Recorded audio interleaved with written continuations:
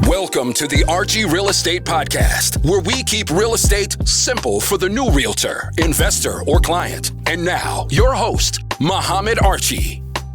What's up, my people? Welcome back to the Archie Real Estate Podcast. Today's show is for the investors. You want to get started, you want to make some money, you want to do some flips, you want to wholesale some deals, this episode's for you. Today's guest is... my name's Andres Ortiz, and I'm an acquisitions manager with the PA Flip Bros. Nice. An acquisitions manager. Tell me a little bit about what is an acquisitions manager? Okay, so basically, I pretty much lead the team right now with the acquisitions. And acquisitions, we're just finding the deals. I do a little bit of dispo as well. But we're just pretty much managing the team underneath us. We have cold callers that are pretty much calling and making contact with a lot of these sellers. Okay. And then the deals get sent to us, and then we are doing the follow-ups. So I'm just pretty much managing that with our team and making sure things are running well. Nice. Pretty much the closer. Nice. So dispo is dispositions, right? Dispo is also dispositions. Yeah, you're just finding a buyer and buyer for most of the deals. Gotcha. Cool. Doing a little bit of everything. So how'd you get into real estate in the first place? How this whole process start for you? Okay. So it's funny. I always wanted to be a realtor. Okay. Because I always thought that realtors were like all rich. You know, you would see them post on, like, all I would see is them post what's the word that they use on Facebook? Not net profit, but it's what's the word? Like the gross sales and the stuff gross like that? sales, and then, you know, it was like $1 million and something in Looks sales. good. Yeah. So it always like, damn, $1 million in sales. Like, geez, you're eating. Yeah. So I always thought that was what they were profiting. Gotcha. You know so you thought they're actually putting that $1 million in the pocket. And you know. Yeah, no, they're talking about maybe 4 houses. Right. Yeah, exactly. So, but I didn't know that. It's like 5-6 years ago. This is something I always thought about, but that's what was just drawing me towards. You know, obviously you want change in your life. You want to go towards something that's going to be beneficial for your family. Mm-hmm. But that's what drew me to it. And after I'm around, you know, the big dogs, they're real investors that's really doing it.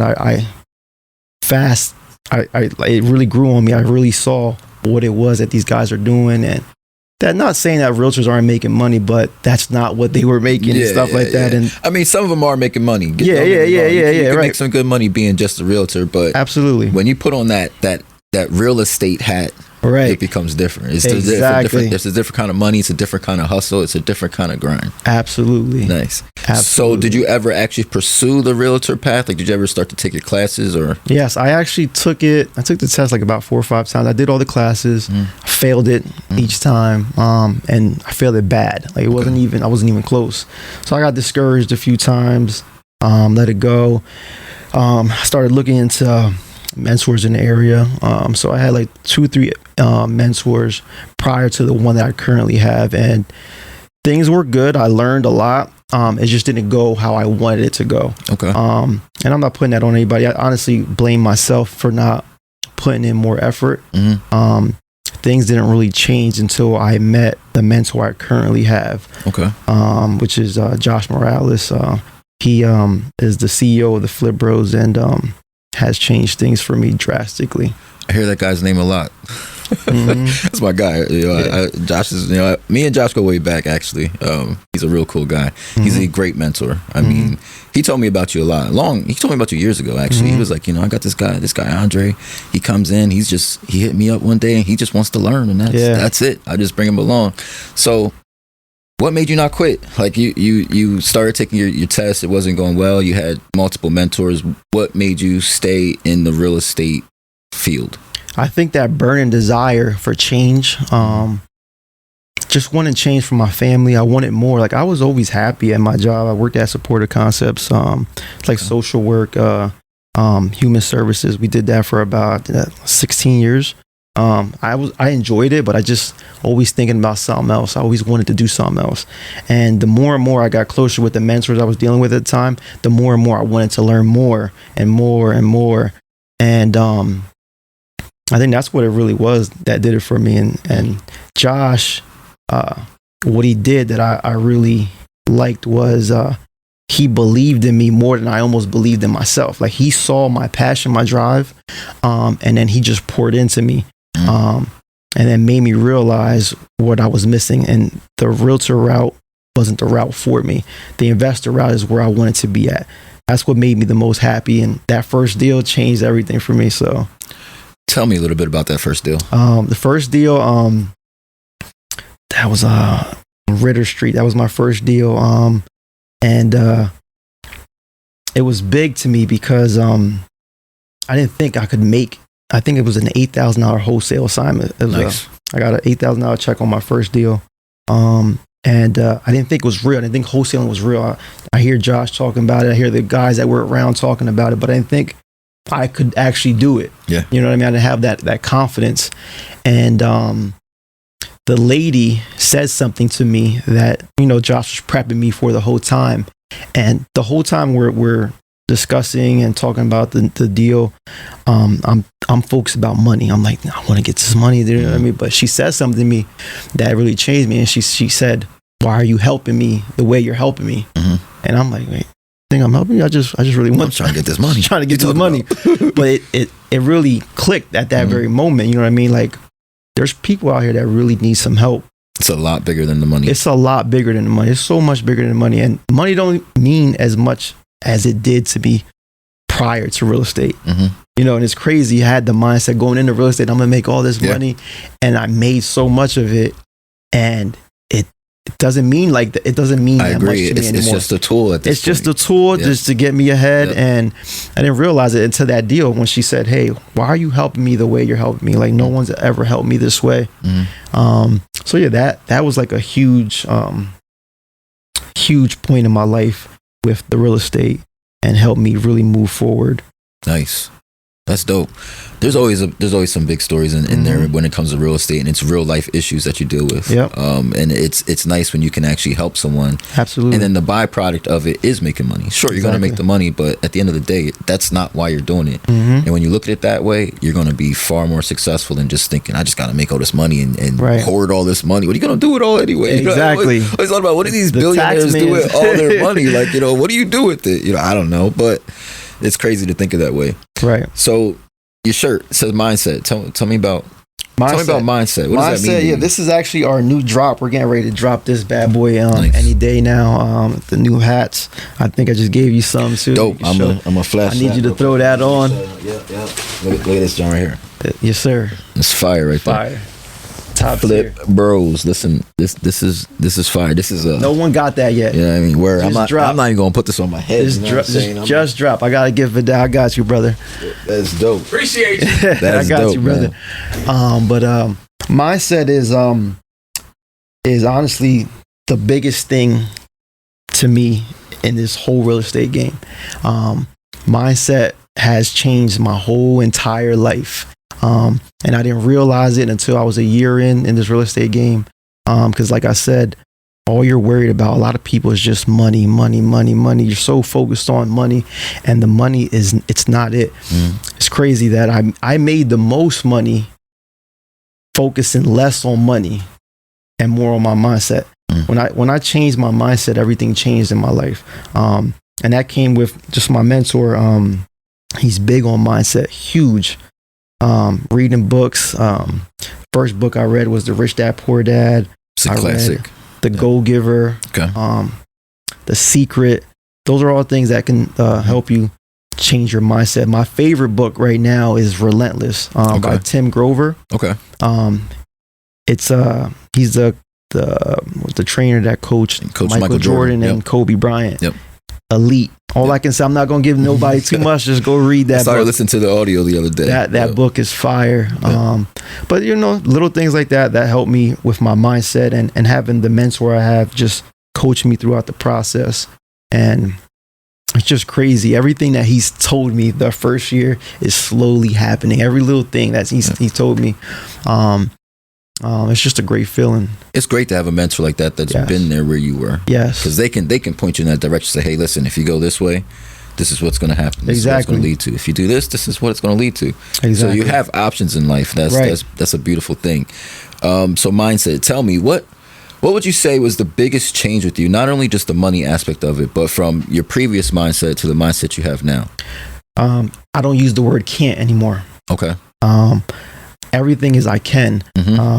Really just with your mind, like when you use that word, I even had my daughter saying that, like today was actually the first day she walked into school on her own.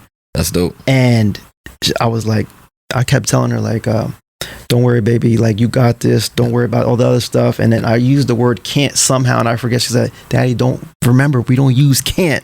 I'm going to do it today. And she did it. It was like an awesome feeling. It's good to have those reminders. But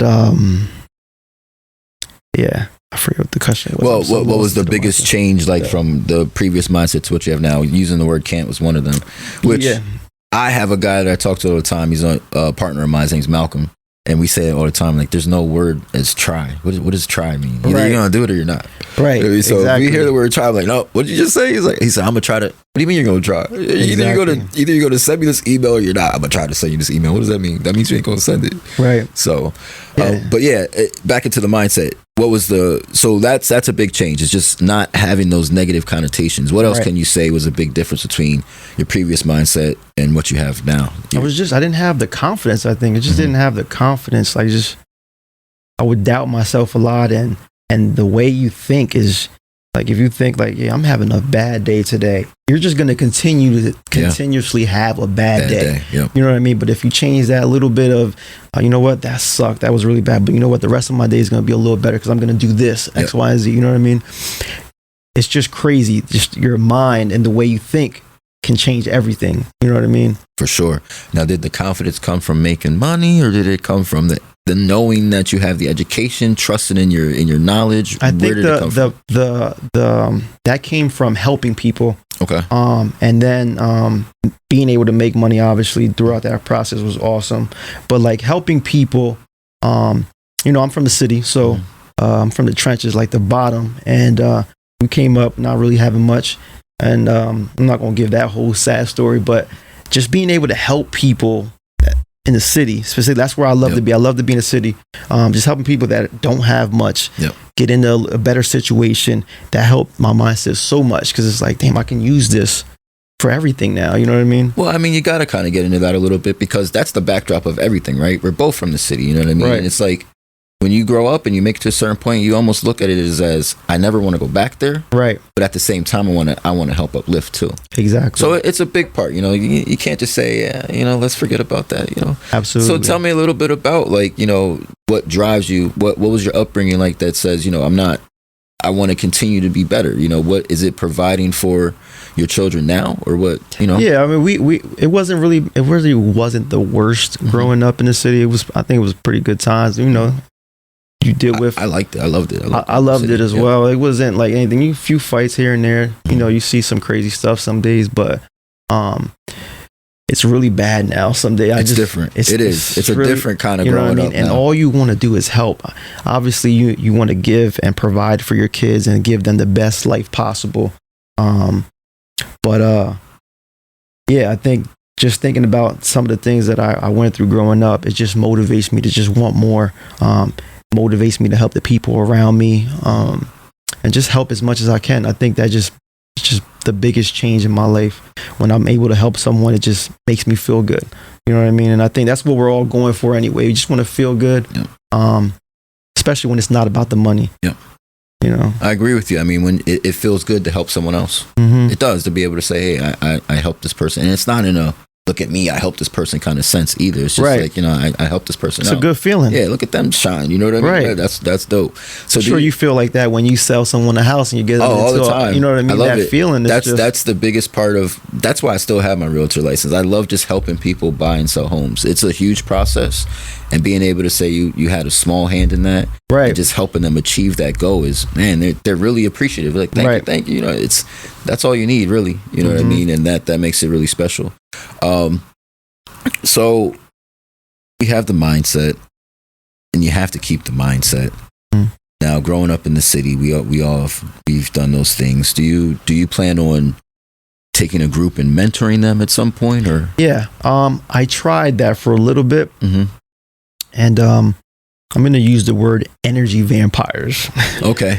I'm going to use the word energy vampires. And just something Josh has continuously told me about, like, Dre, focus on Dre. When you get to your where you want to be, then you reach down and pull everybody up. Yep.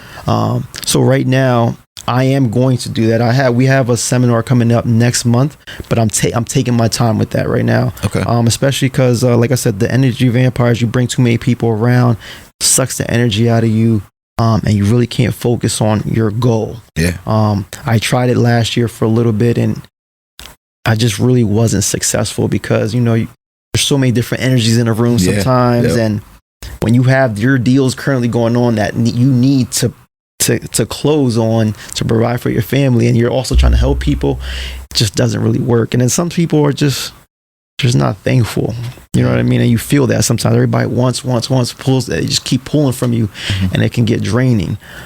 So right now I love where I'm at. I'm around some good, motivated people. Everybody has the same mindset. We all want the same. If one of us are down, we're constantly picking each other up. And that's huge. It's been this last year has been our best year, and a lot of that is because of our team and the people we're around constantly. There's things I can't even speak to my family and certain friends just because it's just they won't necessarily understand. Exactly. Yep. Exactly. Yeah. And that can get a little difficult. You know what I mean? You love these people, but you kind of got to love them from a distance, if that makes any sense. Cause that could be bad news there, man. What do you call them? Energy vampires? Energy vampires. I like man. I like that, man. I understand exactly where you're coming from with that. And you have to be careful who you share your energy with, who you share your ideas with, right? Who you share your space with. You have to be very careful and very protective of that. Absolutely. Yes. So we're going to take a little break. When we get back, we're going to get into your team and how you guys stop each other from becoming energy vampires. Right. All right, we back. So let's get into this team concept. How first off, how many members would you say are on this team that you work with? Okay, there are 6 of us currently. Okay. And what does that look like? So we have an acquisitions manager, a dispo. We have a TC. Shout out to Crystal. She's for the newbies. A TC is a transaction coordinator. Yes, correct. Thank you. Yeah. She's we call her the heartbeat of the company. Okay. She keeps us all in line, cracks the whip when she has to crack the whip. She handles pretty much all the paperwork end of things, and she's in contact with the title companies to ensure all our properties are going in motion and everything's going smooth. And we have Devin. He's another property manager. He does the acquisitions and dispo. We're kind of like the same position, kind of running the show right now with him. And then we have 3 guys under us that are just pounding the streets basically on a day-to-day basis. So what do they do on a day-to-day basis? So a lot of our work, we do a lot of wholesaling right now. We also flip, but a lot of our deals come from wholesaling, and how they are acquiring these deals is they're doing D for D, which is driving for dollars. Okay. And they're also door knocking. Okay. So the old school tactics that still work. The old school tactic, yeah. Okay. Yeah, we're doing a lot of that stuff.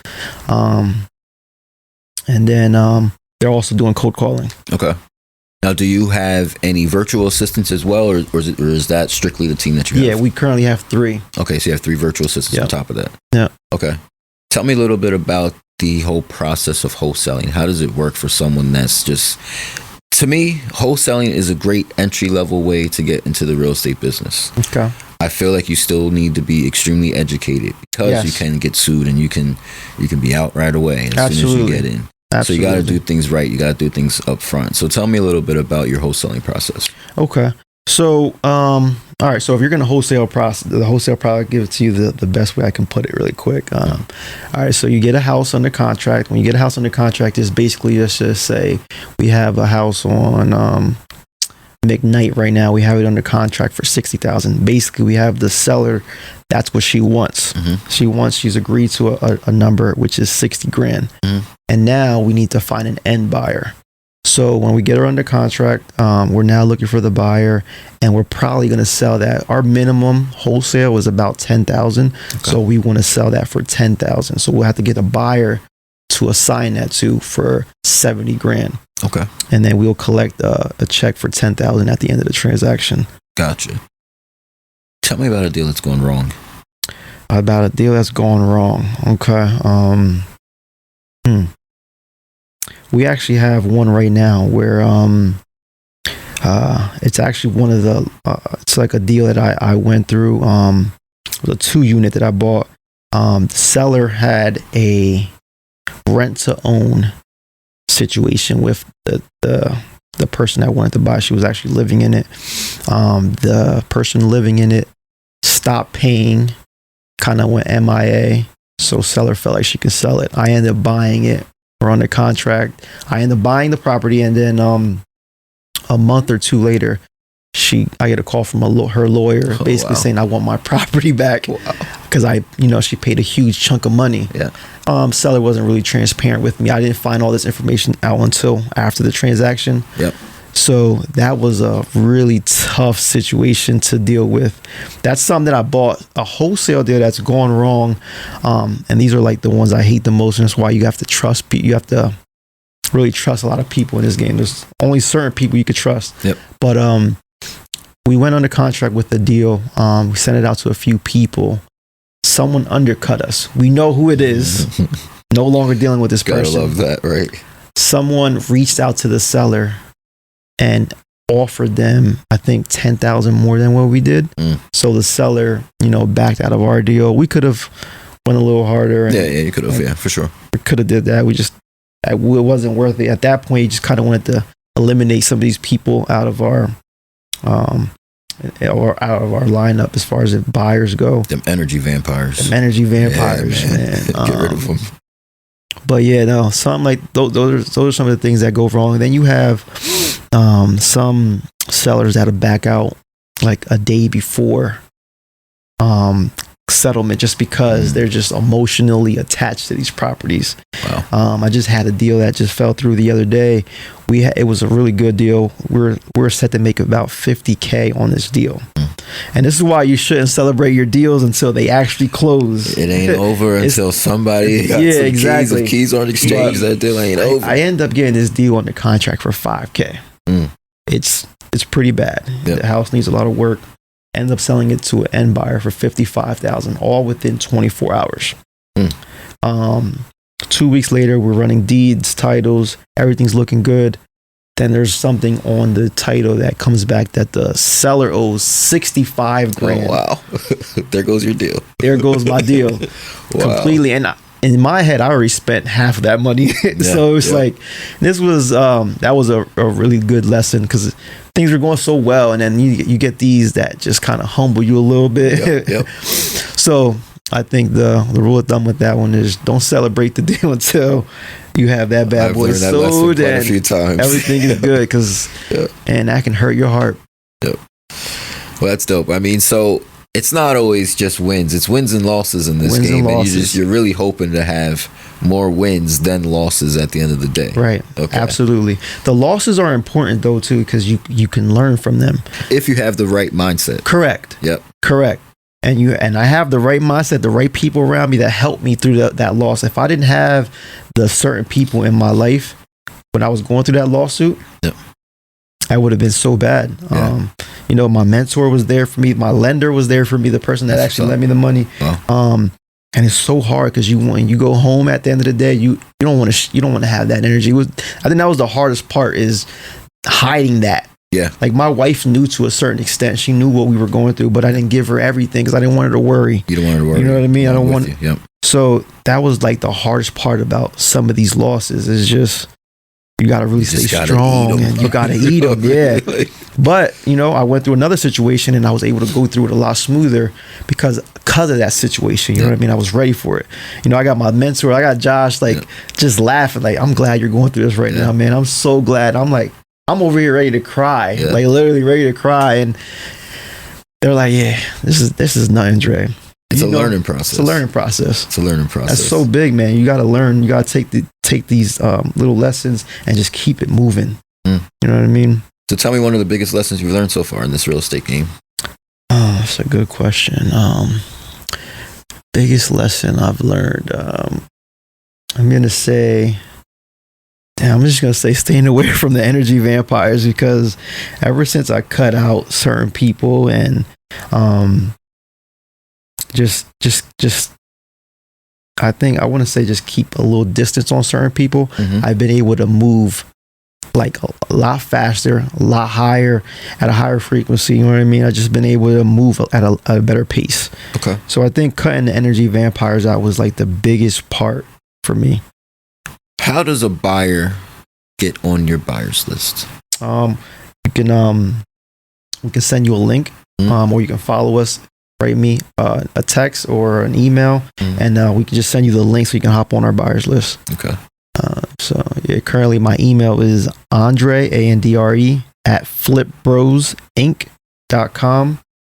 So if anybody needs that, I have an Instagram page, Facebook. If you want to get a hold of me. Yeah, now that we're here, we gotta do a deal. Yeah, and I actually have one for you. I have an appointment at 2:00 if you want to come with me. It's in Mount Penn. I think it's Antietam School District. So over there. Literally just got the message. I'm looking at my phone right now. This is how bad it is. I can't miss anything. So I'm looking at my phone right now. Like, she just confirmed we're good for 2:00. So if you want to come, you can have first dibs. I would, but I got a podcast to record. I'm a guest on a podcast. If you don't want to eat, just say that. I want to eat. If you don't want to eat, just say that. Just do me this favor. How about this? Send me the details. You know what I mean? Send me those details first, and then we'll go from there. I got you. I'm always looking to buy. I have one actually in Philly that we just locked up. It's a pretty nice one. I think I was gonna get rid of it, but I'm like, the spread looks good enough that I'm just gonna keep it and do it myself. Gotcha. We love to do flips, bro. Like, I mean, we really do. And it's not always wins. There's been a flip that I came out straight even. Like, damn, I did too much of this one. But someone gets to live in a nice house, you know. Right. So at the end of the day, you do learn, and you learn to cut back, and you learn to say, all right, well, where do I need to expand here and exactly, and see it. You learn from that too. You know what I mean? That's why it's so big. Like, when those losses come, or you break even, some people will get stressed out about that and all worked up over. How much did you learn through that process though? You know what I mean? And now you know what to not do next time. It also comes from a mindset of abundance. Right. You have to know that there's more out there. Absolutely. If you found one or two deals, you can find 2 or 3 more. There's always going to be deals out there. And I think if you have that mindset as well, you don't get so uptight about, this deal fell through, or, I got to have this deal, or I'm going to cut this person out to get to this deal. It's not going to be, it's not going to be crazy. That's not the way to go about things, man. That's bad juju right there. For real, man. So tell me a little bit more about, like, you told me about the door knocking, the driving for dollars, the cold calling. Are you guys still doing mailers, or what else do you do? We stopped the mailers. We're getting ready to start that up again here in about a month. Okay. We actually talked about starting that back up in October. Yep. So we're gonna hit that hard. I think so many people were doing it. Yeah. So I think it got a little, got to be a little bit too much spending and stuff like that, not getting too many callbacks. So I think we took a break. It's been about a year now. I think we just had a conversation about it last week. We're supposed to be starting that up here in about a month. So we'll see how that goes. How often are you talking to a prospective seller, and they're like, you're the 100th person I talk to? What is it that makes them want to do that deal with you compared to the other 100 people they have already talked to? I think the face-to-face contact sometimes. Okay. When there's a lead that comes in our system, we have some bilingual acquisition guys that can help out with some of those people. And I think like if you have a Spanish seller and they hear a Spanish person on the other side speaking their same lingo, it goes a long way. A lot of the deals that we have in the city, when we're door knocking and we're knocking on someone's door, there are a lot of those people you'll be surprised that don't know people like us actually exist. Yeah. And when they hear cash, and like, you would pay cash for my distressed property. Yep. You know what I mean? Because we're only targeting distressed properties. We're not just going to like random doors that just look perfect. We're going to these houses that there's obvious signs that they need help. They need help from something. You know what I mean? So I think that's key. Having the seller being able to relate to you in one way or another, right? And getting that deal done. That's a lot of times what it takes. I mean, this one I just told you about that we have in Philly, that it took us maybe 6-7 months to actually lock it up. Of just constant contact, constant follow up, going to go see what's going on, life things happen for the seller, and then it's like, I gotta wait a few weeks before we go under contract. Now we're to the point where it's like, okay, we're under contract, let's get this thing closed and let's flip it and do it nice. So you're still doing flips. Tell me a little bit about how you determine what to keep and what to sell. How do you determine when a deal comes across your desk? Do we wholesale this right away or do we flip it? What's the determining factor? It depends on the purchase price. It depends what we get it under contract for. The spreads, we're looking at that. We're also looking at if we have too much going on. Like right now, we won't flip because we have like 3 floor going on currently. So we were doing that a little bit. Like last year we were doing that and it was just a little bit too much. You want to have 2-3 projects that you can maintain and then also your wholesales.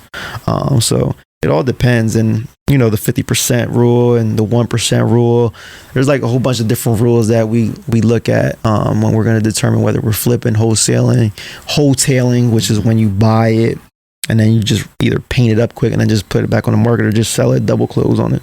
So a lot of different factors. How do you see the market? How have you seen? I'm sure you've seen the market change and fluctuate over time. How do you see the market right now? Right now, it's still a seller's market. The market's doing really well. We like it like this right now because in our business and what we do. But I feel like it's going well right now. I know I hear the interest rates getting ready to spike again. Yeah. This year always scares me because everyone's going back to school. So I feel like it does slow down. Around wintertime this time of year. Yeah, and I've taken I think this time last year I took a bad L. We bought something probably in August and the market took a big shit last year around this time when the school started. So I'm like traumatized. We took a tough L. It was like almost 30-40 grand, I think it was. It was a tough L to take. I feel like right now it's going well. I was just sweating with the flip that we just completed. Yeah. It was on the market for like 3 weeks. I was like, I don't know what's going on here. I was like, this is a nice flip. Numbers are looking good. We reduced by like 10K and we got what we need to get. So I mean, it's awesome. still worked out, but there are those times where you're sweating. You're like, all right, what's the next exit strategy? Absolutely. You know what I mean? Absolutely. Speaking of next exit strategies, do you have any rentals that you have? No, not right now. Okay. I had a few, offloaded them. It's just the hardest thing right now is a wholesaler, investor. Sometimes people offer you so much and you're like, you actually want to pay that? Like, that's why I said it's a good market. So anytime I held some, I end up selling it like within 3-4 months. Josh gets mad at me about that. He's like, bro, you gotta hold. Tax purposes is the number one reason. Those people are out to get you. I don't want to give any of my money to the tax guy. Were you managing them yourself or? I was managing myself. But that's too stressful. I have a property management team that I'm going to be utilizing the next time around. Right now, my goal is to just wholesale as much as possible, flip as much as possible, build my capital to get until I get where I want to be. So focus is a big part of your mindset. Yeah. Yep. I have some guys on my team that I want to help bring up.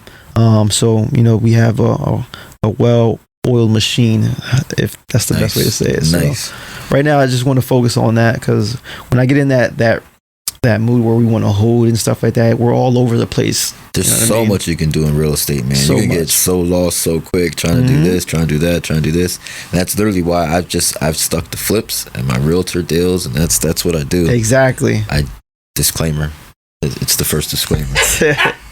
I do hold some rentals, but man, my wife has been on my ass about selling them things. And I'm just like, hold on, just, wait a second. But I got a property manager for that one. So, but yeah, I like to stick to the flips, and that's what we do, man. So I'd love to do a deal with you. We got to work that out. Awesome. I got you. But yeah, how often is it just like, is it busyness, deal after deal after deal? I got to meet with this person, got to talk with this person. What is it like? Right now, it's tough. I'm actually overwhelmed. I'm in the process of training this guy right now. That's just helping me drive. Like, just because I'm in the city so much. Nice. Just him driving and then putting a notepad down on the things I got to do helps me so much. Just because I'm all over the place. So it can get a little crazy some days. It's tough to keep up to, but that's why you have a team. That's a big reason why I love working in the team atmosphere. I tried to do it by myself prior to joining the Flip Bros, and it was very difficult. And I think our business has tripled by just adding 2 or 3 additions to our team. So I think the biggest thing about a team is adding the right additions. If you add the wrong addition, there goes your team. Exactly. I mean, you see it all the time in basketball with chemistry, football, any sport. If the chemistry is messed up, your team's going to be no good. Absolutely. So tell me a little bit about the chemistry that you guys have. I know you said you can just talk about different things that you'll talk to them. Like, is it like a brother kind of atmosphere? I know you're the PA Flip Bros, yeah. So. Like the chemistry we currently have in our office right now is awesome. We all have our bad days.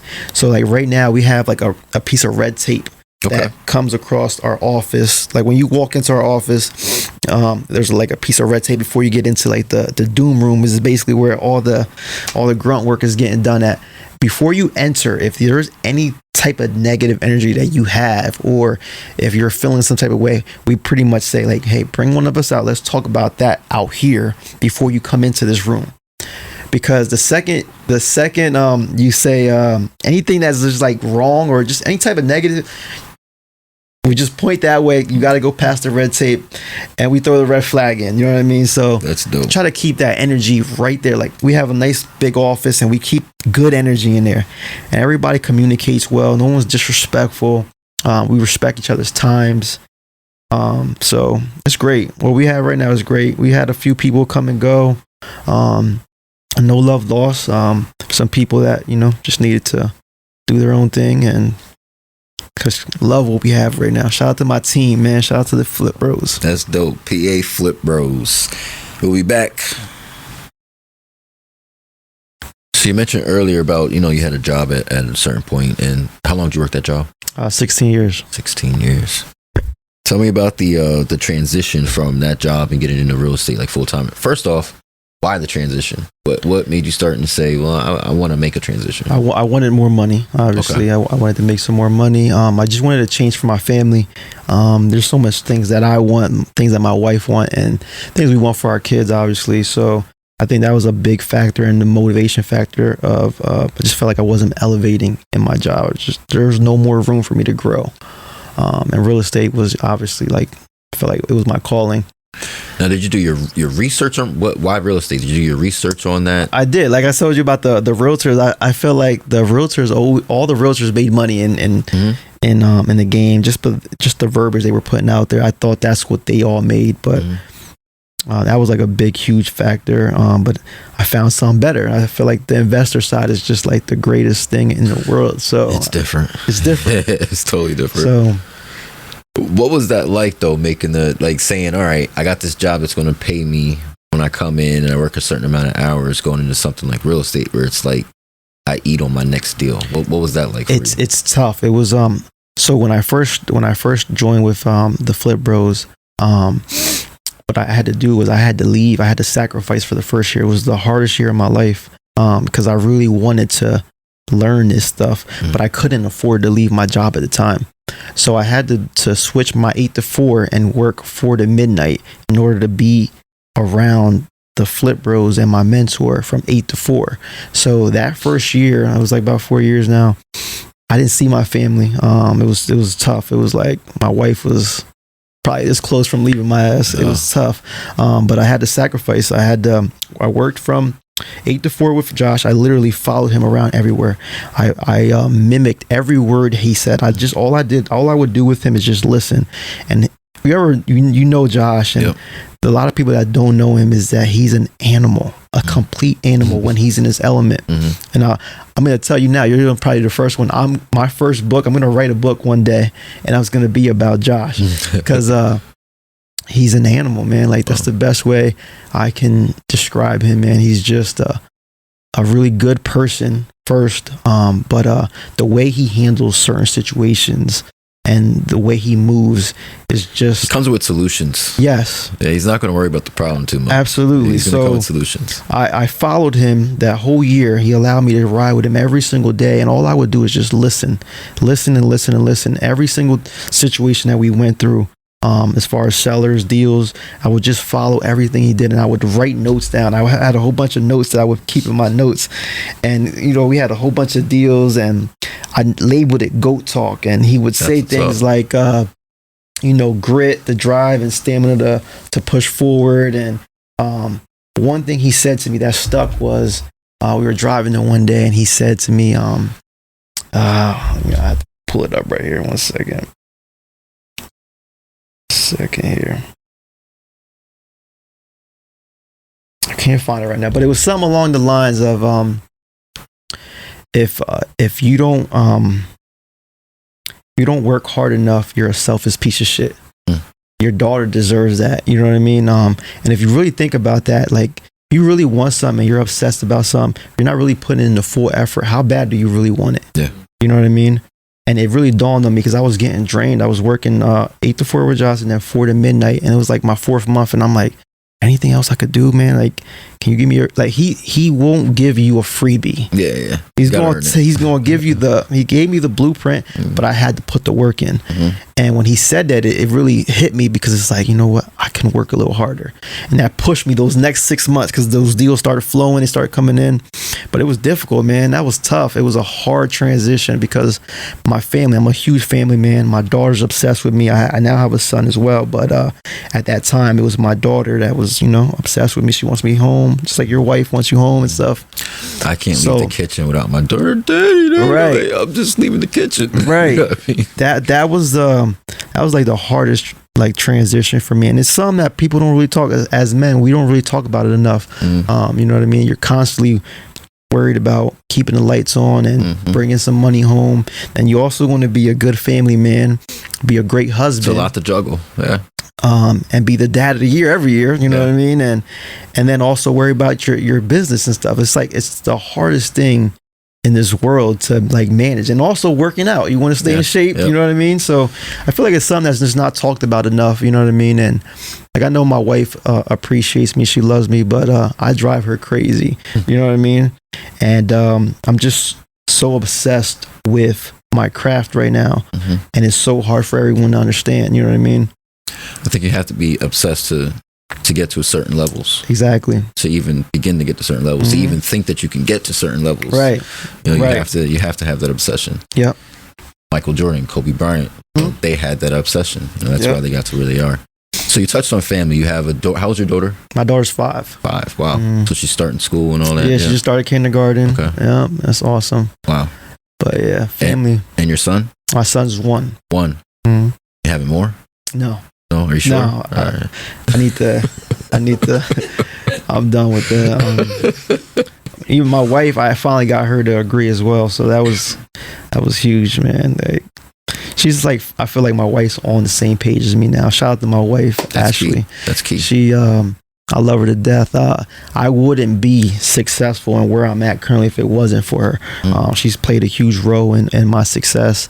And right now, all I'm doing with her is just pouring into her as much as I can. With the knowledge that I have, I'm pouring it all into her. So she has the same mindset. And I think that's a thing that some men lack. And, they're always quick to point the finger on their women.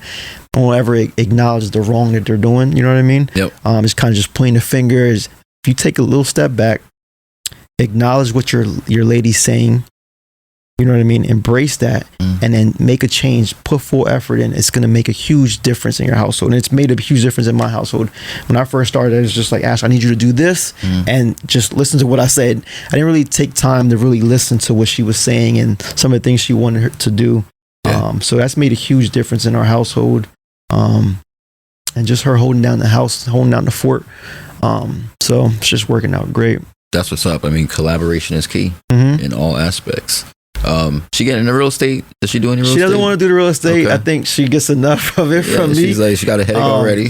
Like I have big plans for her right now. She's a nurse. She's a nurse and she loves that field and she's doing great with that. I have some plans with her, but I'm letting her come out of her shell right now. Yeah.